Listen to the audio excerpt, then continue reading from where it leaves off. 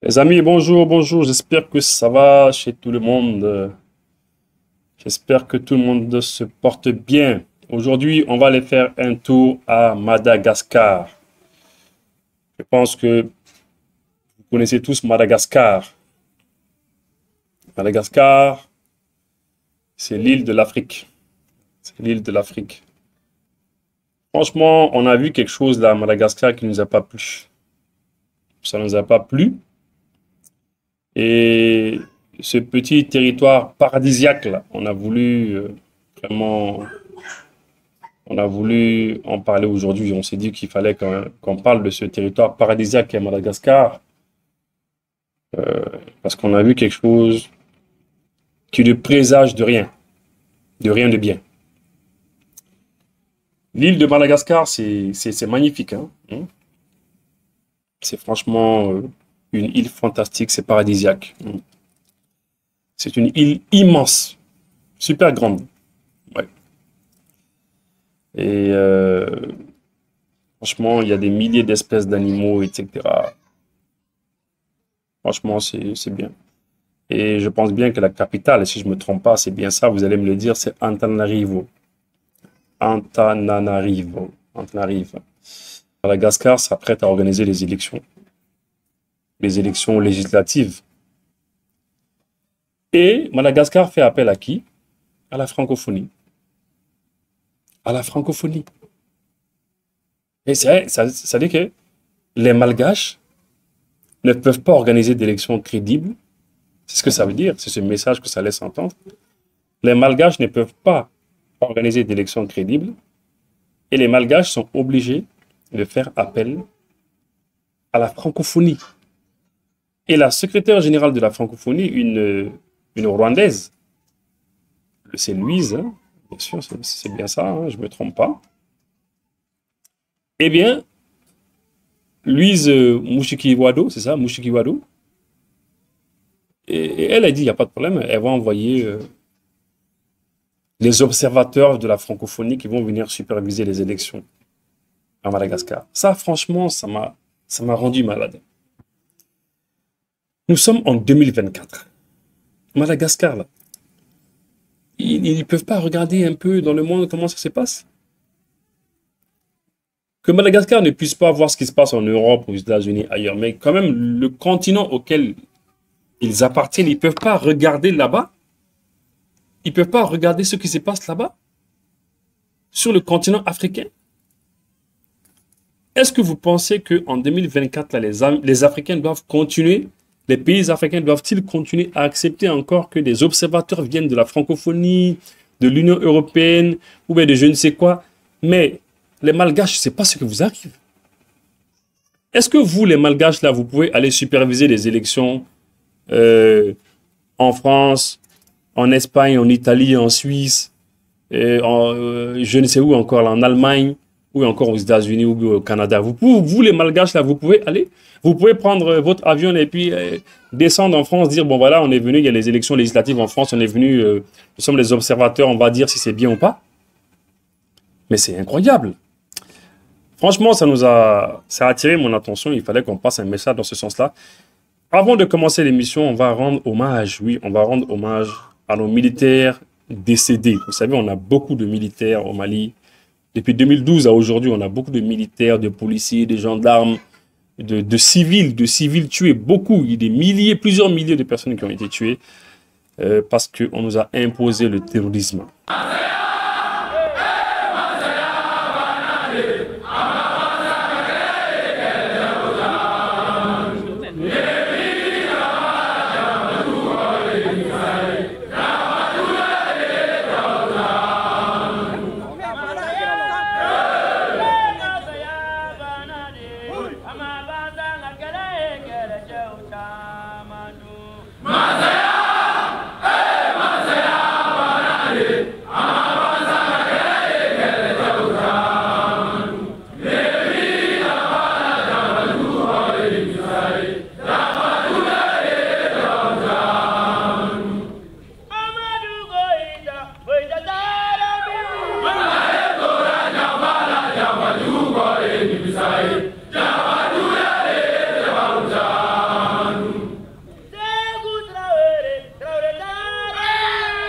Voilà, nous sommes revenus dans notre studio. On rend toujours hommage à nos militaires décédés, à nos forces de défense et de sécurité décédées, et à ces milliers de civils et militaires qui sont décédés de 2012 à aujourd'hui. À l'invitation des autorités malgaches, la secrétaire générale de la francophonie, Madame Louise Mushikiwabo, voilà, c'est ça, Mushikiwabo, a dépêché une mission électorale de la francophonie à l'occasion des élections législatives à Madagascar du 29 mai 2024, donc le 29 mai passé. Présente dans cet État membre depuis le 24 mai, la mission de la francophonie s'est entretenue avec les autorités et institutions nationales, les acteurs politiques, les organisations de la société civile et les partenaires internationaux. Les entretiens avec les différentes parties, les différents partenaires, et ainsi que les constats faits le jour de scrutin ont permis d'évaluer les conditions de préparation et de tenue des élections législatives. Dans une déclaration préliminaire à l'issue du scrutin présenté ce 31 mai, la mission a livré ses premières conclusions visant à renforcer la démocratie de l'État de droit à Madagascar. Imaginez un petit peu ça. Vous voyez à quel point les États africains des fois se rabaissent. Pendant qu'il y a des Africains qui sont en train de se battre pour l'indépendance, la vraie indépendance, l'autonomie réelle, on se bat contre l'impérialisme, on se bat contre le néocolonialisme, on se bat pour que nos peuples puissent être libres. Hein? Au même moment, eh bien, il y a des Africains, des États africains qui font le contraire de ce que vous faites. Ils font le contraire. Oui. Donc ils nous compliquent la tâche. Ils nous compliquent la tâche. Vous voyez un petit peu, pendant que nous on dit non, attendez, on ne veut pas d'observateurs parce qu'on est assez grand quand même. On ne veut pas être infantilisé. À chaque fois, on ne veut pas qu'on dise que les Africains, c'est des grands enfants, ils ne peuvent pas se débrouiller tout seuls. Il faut aller assister les élections pour voir si ça va bien se passer. Sinon, un tel va tricher un tel. Vous imaginez au Mali ici, lorsqu'il y a eu les élections en 2018, lorsque le président défunt Ibrahim Boubacar Keïta s'est présenté contre le défunt candidat de l'opposition Soumaïla Cissé, eh bien, avant même que la Cour constitutionnelle malienne ne se prononce, ne dise, voilà, les résultats des élections, c'est ça. Et il y a le président français qui a salué le président Ibeka, le président Ibrahim Boubacar Keïta. Le président français l'a salué. Il dit, oui, bon, nous avons appris que, voilà, Ibeka a gagné, on le félicite, et puis voilà. Et mais c'est comme ça. Ce type d'ingérence-là, on ne veut pas de ça. On veut que ça cesse, on veut que des choses comme ça cessent, s'arrêtent. Voilà. Oui. Pendant qu'on ne se bat contre ça, eh bien, il y a des pays comme Madagascar, comme ça, qui vont aller demander à l'Union européenne, ou disons à la francophonie, de venir observer. Peut-être que ceux qui n'ont pas dit aux gens, peut-être que la francophonie leur a donné de l'argent, c'est possible. Parce que des fois, c'est moyennant de l'argent qu'ils viennent observer. Mais ces observateurs-là, après, qu'est-ce qui va se passer? Ils vont avoir une certaine légitimité. Ils vont se sentir légitimes de parler de vos élections. Ils vont se sentir légitimes de donner leur point de vue. Ils vont se sentir légitimes de parler sur la chose et de dire, voilà, bon, l'élection s'est passée comme c'est comme ça. Et ce sont ces observateurs-là qui, s'ils ne sont pas d'accord avec le président, par exemple, eh bien, ils vont dire, ah, mais monsieur le président, vous n'avez pas gagné. Même si le président avait gagné. Ou bien, si ils ne sont pas d'accord avec l'opposition, c'est le chef de file de l'opposition qui sera là, eh bien, ils vont dire, bah, écoutez, monsieur, vous n'avez pas gagné. Vous voyez, c'est nous qui leur donnons un certain rôle. Et ça, il faut déconstruire ces genres de choses-là. Il faut déconstruire une telle mentalité. Il faut enlever ça de la tête des gens. Il faut arrêter ça. Il faut que Madagascar arrête de nous humilier. Ça, c'est une humiliation. Le fait que d'appeler la francophonie, qui est évidemment dirigée par la France, mais la France qui était en bagarre avec le Rwanda, a décidé de faire plaisir à Paul Kagame. Hein? Et pour faire plaisir à Paul Kagame, on choisit quelqu'un qui a de l'estime, quelqu'un en qui Paul Kagame croit. Hein? Paul Kagame est soutenu par cette dame, par la Louise, là. Et Paul Kagame, il dit, bon, écoutez, prenez cette dame-là, Louise, là, et mettez-la à la tête de la francophonie. Comme ça va apaiser un peu les conflits qu'il y a entre le Rwanda et la France. Parce que comme vous le savez, en l'espace d'1 à 2 semaines au Rwanda en 1994, sous le nez des militaires français et avec l'aide aussi des militaires français, il faut le dire, parce que les Français, ça, ils ne le disent pas. Les dirigeants français ne le disent pas. À chaque fois, ils disent qu'on a fait, on a mis une commission en place, une commission d'enquête qui a révélé que, bon, voilà, l'armée française n'a pas intervenu directement dans le conflit des Tutsis contre les Hutus, mais l'armée française a laissé faire. Et le fait d'avoir laissé faire, c'est comme si elle était un peu complice. C'est pas ça, hein. L'armée française a participé. Elle a donné du matériel aux Hutus pour tuer les Tutsis. Oui. Et moi, je suis prêt à mettre ma main au feu que les militaires français ont ouvert le feu aussi. Comme à Abidjan en 2010. Ils l'ont fait. À Abidjan, ils ont ouvert le feu en 2010. Ils l'ont fait. À Kidal, ici, ils l'ont fait. Kidal qui ne veulent pas entendre. Ils ne veulent pas que Kidal ait la paix.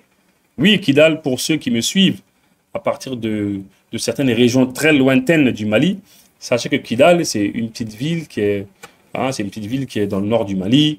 Et l'État français a tout fait pour que l'État malien puisse perdre le contrôle de cette ville-là. Et cette ville, elle est toujours utilisée pour nous prendre en chantage. C'est un peu comme la Casamance. La Casamance du Sénégal, elle est toujours utilisée pour prendre en chantage. Lorsqu'on n'est pas d'accord avec l'État sénégalais, on parle un peu de la Casamance, ils veulent leur indépendance, alors comment on va faire ça? Voilà, c'est un peu comme ça. C'est tout comme le Sahara occidental. Quand on ne s'entend pas avec l'Algérie, on va dire, bah écoutez, voilà, il faut laisser le Sahara occidental au Maroc. Et quand on ne s'entend pas avec le Maroc, on dit, bah il faut laisser le Sahara occidental à l'Algérie. Ouais, c'est des choses comme ça. Alors qu'il y a la Nouvelle-Calédonie qui veut son indépendance en même temps. Hein, il y a les pays des Antilles, il y a la Martinique, il y a la Guadeloupe, il y a tous ces pays qui veulent leur indépendance. Il y a Tahiti qui veut son indépendance. Tous ces pays veulent être libres. Hein, mais c'est chez nous qu'ils viennent faire ce genre de choses-là. Alors, je reviens à mon sujet. Hein. Franchement, Madagascar doit arrêter de faire des choses comme ça. Nous, les Africains, là, on se bat contre les choses comme ça. Mais Madagascar, là, ils n'ont pas les yeux ouverts. Ils ne regardent pas ce qui se passe chez nous, ici, en Afrique. Là. Eux, ils ne voyaient pas ce qui se passe. Mais il faut ouvrir les yeux, il faut arrêter ça. Et je profite de l'occasion pour dire à tous ces pays qui vont organiser les élections chez eux. Je pense qu'au Tchad, ils n'ont pas amené des observateurs de la francophonie. Hein. Dernièrement, il y a eu l'élection. Même si je ne suis pas trop d'accord avec le président tchadien, hein. Je ne partage pas trop son avis par rapport à ce qui se passe au Tchad. Mais voilà, bref, ce n'est pas très important. Mais quand même, l'essentiel, c'est que voilà, son peuple puisse l'accepter, c'est tout. Hein. Mais moi, je ne suis pas trop d'accord avec lui. Mais quand même, je ne pense pas qu'il y ait eu au Tchad des observateurs de la francophonie, encore moins de l'Union européenne. Il faut arrêter avec ces histoires d'observateurs. Moi, je vous ai toujours dit une chose. Lorsqu'on veut diriger nos États, quand on veut les diriger, comment gérer nos relations avec les autres pays du monde? Il faut juste se donner une seule règle. La règle qu'il faut se donner, c'est ce qu'il veut faire, ce qu'il veut venir faire chez moi là. Est-ce que je peux aller faire ça chez lui? C'est une règle simple. La règle, elle n'est pas compliquée. Tous les pays du monde qui veulent collaborer avec vous, les Malgaches, avec les Maliens, les Sénégalais, les Ivoiriens, posez-vous la question, ceux qu'ils veulent venir faire chez moi là, est-ce que je peux aller faire ça chez eux? Voilà. Est-ce que la francophonie qui veut venir superviser les élections à Madagascar? Oui. La francophonie, elle veut venir. Pourquoi? Parce qu'on dit que c'est Madagascar qui les a invités. C'est comme ça qu'on a présenté les problèmes. Il faut savoir aussi une chose qui est importante, c'est que des fois, de la manière dont on vous présente des problèmes, il n'est pas comme ça réellement. Peut-être que c'est la francophonie qui a mis la pression pour forcément venir superviser, mais la francophonie va dire, bon, écoutez, dites que c'est vous qui nous avez invités. Tout comme au Mali, lorsque dans le nord du Mali, il y avait des soucis en 2012, lorsque l'État malien a dit, bon voilà, nous on a besoin juste d'un appui aérien pour se débrouiller un petit peu parce qu'on n'a pas d'aviation, etc. Ça s'est passé autrement. On a dit, non, c'est pas comme ça qu'on va faire. Ce qu'on va faire là, faites une lettre comme ça, faites ça. C'est eux qui disent ce qu'il faut faire. Après, ils vous disent de dire que bah, vous les invitez. C'est comme si vous les invitez. Alors, si réellement c'est Madagascar qui les a invités, c'est une question que je me pose. Si c'est bien Madagascar qui les a invités, Eh bien, il faut bien se poser la question, les Malgaches, est-ce que vous, les Malgaches, vous pouvez envoyer une commission d'observation d'élections dans les pays de la francophonie, notamment le pays même à qui appartient, le pays auquel appartient la francophonie, là, qui est la France. Est-ce que vous pouvez envoyer des observateurs là-bas? Allez superviser les élections en France. On va vous mettre des gifles là-bas. On va vous gifler là-bas depuis l'aéroport là. Voilà. Est-ce que vous pouvez aller au Canada, qui fait partie de la francophonie aussi, et leur dire, les Canadiens, nous sommes venus, nous sommes des Malgaches, on est venus observer les élections pour voir si... Il faut arrêter de se rabaisser de manière humiliante comme ça, avec ces États-là. Il faut arrêter ça. Hein. Et tous les autres États-là, qui doivent organiser les élections dans les années à venir, là, on ne veut pas d'observateurs. Hein. Nous, en Afrique, ici, on ne veut plus d'observateurs, on ne veut plus de quelqu'un qui va se mettre au-dessus de toi, qui pense qu'il est supérieur à toi, qui pense que lui, il a la vérité de son côté. Il va venir et c'est lui qui va dire, ah non, bien écoutez, voilà, on a regardé les élections, ça s'est pas bien passé, ça c'est bien. C'est eux qui donnent des notes, c'est eux qui donnent des notes. On n'a pas besoin de professeurs. Parce que c'est ça. Mais si c'est vous qui les invitez, mais ils vont venir donner des notes. Ils vont noter, ils vont dire, donc, franchement, vous êtes en train de gâter notre combat, quoi, les Malgaches, là. Il faut arrêter ça. Hein. En tout cas, dans les années 90, je me rappelle, il y a des gens que j'ai connus qui habitaient là-bas, hein, à Madagascar, hein, mais on a perdu les contacts totalement. Hein. Si, en tout cas, vous m'entendez, hein, envoyez cette vidéo-là aux Malgaches. Hein. Les Malgaches, il faut nous faire honneur.